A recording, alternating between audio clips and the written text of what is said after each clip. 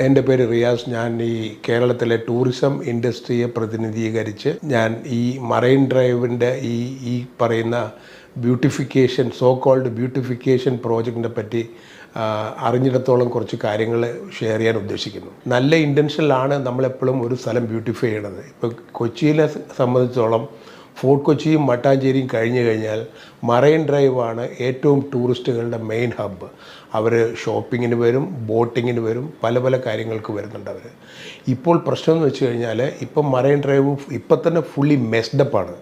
ഇപ്പോൾ അവർ ഓരോ portion clean ചെയ്ത് നന്നാക്കി ഇടുന്നുണ്ട്. അപ്പോൾ അവിടെ തന്നെ വേറെയും അവിടെ വീണ്ടും അത് കൺജഷൻ ഉണ്ടാക്കാൻ വേണ്ടിയിട്ട് കുറേ ഈ ഹട്ട്സ് ഷോപ്പിനെ കണ്ട് പെർമിഷൻ കൊടുത്തിട്ട് വരാൻ പോകണമെന്ന് കേൾക്കുന്നുണ്ട്.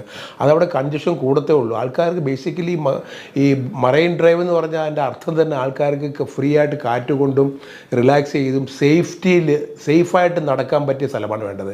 ഇപ്പോൾ ഇവിടെ സേഫ്റ്റി ഇല്ല. പിന്നെ പാർക്കിങ്ങിന് സ്പേസ് ഇല്ലെങ്കിൽ ടൂറിസ്റ്റുകൾ ആരും വരില്ല. ഒരു വണ്ടിയും ഒരു ഗൈഡും മറൈൻ ഡ്രൈവ് നല്ലതാണെന്ന് ടൂറിസ്റ്റുകളോട് പറയില്ല. അയ്യോ അങ്ങോട്ട് പോകല്ലേ, അവിടെ പോയ പ്രശ്നമാണ്, അവിടെ ഒരു എന്താ പറയുക, ഒരു ശരിയല്ലാത്ത സ്ഥലമാണ്. അപ്പോൾ ആ ഒരു കോൺസെപ്റ്റ് നമ്മൾ മാറ്റണം. നമ്മുടെ മറൈൻ ഡ്രൈവ് എന്ന് കൊച്ചിയുടെ തിലകക്കുറിയായും മറൈൻ ഡ്രൈവിനെ നമ്മൾ എത്രത്തോളം ഭംഗിയാക്കി സ്ട്രക്ചേർഡ് ലെവലിൽ ഇമ്പ്രൂവ് ചെയ്യണം. ഒരു സയൻറ്റിഫിക് സ്റ്റഡീസ് വെച്ചിട്ട് ഇതെല്ലാം ഈ പറയുന്ന എല്ലാ കോർപ്പറേഷൻ്റെതും ഗവൺമെൻറ്റിൻ്റെതുമായ എല്ലാ കാര്യങ്ങളും ഉൾക്കൊള്ളാനുള്ള ഏരിയ ഉണ്ട് അവിടെ.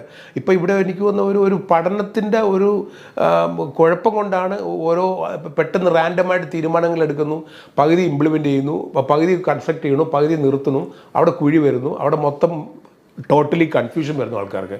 അപ്പോൾ അവിടെ ഈ വർഷങ്ങളായിട്ട് അവിടെ ഒരുപാട് നല്ല നല്ല ഷോപ്സ് ഉണ്ട്. ആ ഷോപ്സിലേക്ക് ഇപ്പം ടൂറിസ്റ്റുകൾ പോണ ഷോപ്സ് ഉണ്ട്. കാർപ്പറ്റ്സ് മേടിക്കാനാണേലും ഓർണമെൻറ്റ്സിനാണേലും എനി ഷോപ്പിംഗ്. പക്ഷേ ആൾക്കാർക്ക് അങ്ങോട്ട് പോകാനുള്ള ആക്സസ് ഇല്ല. അവിടെ വഴി നിന്നുള്ള ബൈക്കും ബേളവും ഈ പെട്ടിക്കടക്കാരും. പക്ഷേ ഇതെല്ലാം നമ്മളൊരു സ്ട്രക്ചേർഡ് ലെവലിൽ ആക്കിയിട്ട് ഒരു പ്രോപ്പർ ഒരു ഏജൻസിയെ കൊണ്ട് സ്റ്റഡി ചെയ്തതിന് ശേഷം മാത്രമേ ഒരു ദീർഘ വീക്ഷണമുള്ള ഒരു തീരുമാനം എടുക്കാവുള്ളൂ എന്ന് എൻ്റെ അഭ്യർത്ഥനയുണ്ട്. അല്ലെങ്കിൽ ഇത് നമുക്ക് എല്ലാം ഇത് നെഗറ്റീവ് ആവുള്ളൂ. ഇപ്പം നമ്മൾ കുറേ കാട്ടി വയ്ക്കും, കുറേ കഴിയുമ്പോൾ ഇതെല്ലാം പൊളിച്ചു മാറ്റും, പിന്നെയും മറൈൻ ഡ്രൈവ് ആർക്കും വേണ്ടാത്തൊരു മറൈൻ ഡ്രൈവേ തുടരും. ആ ഒരു വിധി മറൈൻ ഡ്രൈവിന് വരുത്തരുതേ എന്ന് എൻ്റെ ആഗ്രഹവും പ്രാർത്ഥനയും. നമസ്കാരം.